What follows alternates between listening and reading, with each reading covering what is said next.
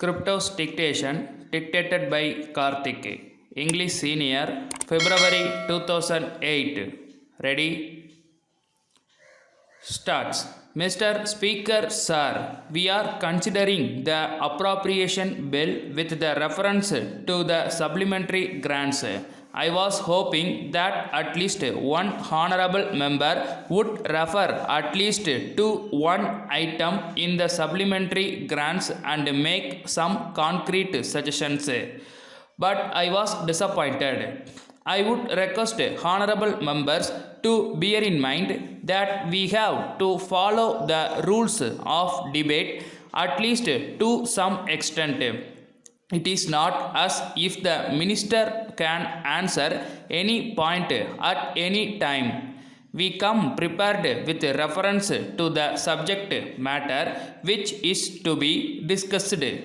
So, honorable members should not feel sorry if I am unable to reply to some points raised here.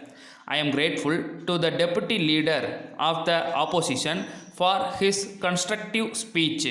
After all, we are interested in the welfare of the people, and all of us are eager that our country should prosper. We want that the various needs of the people should be met. In the method of doing this, there may be difference of opinion in regard to certain matters, but it should not stand in the way of our cooperating where we agree. One honorable member referred to the need for improving irrigation facilities. I may inform him that we are anxious to increase production of food grains. The government will do their best to increase food production.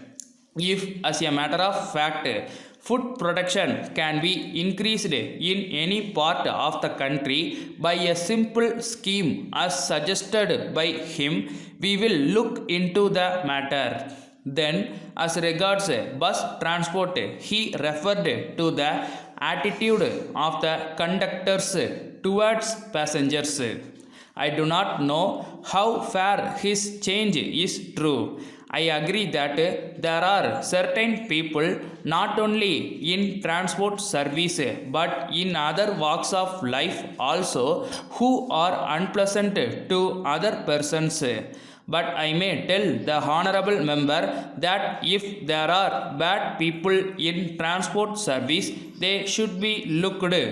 If he had brought to the notice of the government specific instances, we could have taken action, but he made only a general change. I now come to the subject of loudspeakers.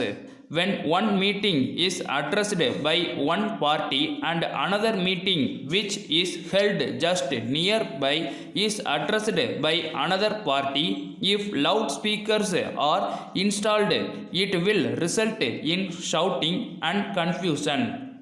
It is our intention in permitting the use of loudspeakers that they should cause the least inconvenience to others. It is only with this object in view that the use of loudspeakers is regulated. The government will not stand in the way if meetings are held in a peaceful manner. Subject to this condition, we give full freedom to speech and to write anything newspapers. We do not object to these things, but some restrictions are necessary to maintain law and order and to see that there is no breach of peace. It is only from that point of view that certain restrictions are imposed and they are in the interest of the community as a whole. If it is possible to make any relaxation, I shall gladly do it. We do not stand in the way of peaceful propaganda and the propagation of opinion by peaceful methods. I thank the honorable members for having cooperated with me and the government and for having made useful suggestions during the debate. We can take pride in the fact that our debate has been at a high level. I am sure that any stranger who has watched our proceeding will give a certificate to that effect. Letter from Ganesh Food Stores, Mumbai to the Indian Biscuit Company, Pune. Dear sirs, we are very sorry to inform you that we have received a number of complaints from our customers to the effect that an opening the tins of cream biscuits sent by you, they found that the contents were in a very broken condition. In this connection, we may tell you that your consignment of these biscuits was delivered to us on 8th June. As soon as it was received, the boxes containing the tins were opened by our men in our presence, and at that time there were no signs of damage. We therefore assume that when the goods left you, they were already in a damaged state. We can sell these biscuits easily if they are up to the standard. But we think you will agree that their appearance and conditions are also important in the same manner as their taste.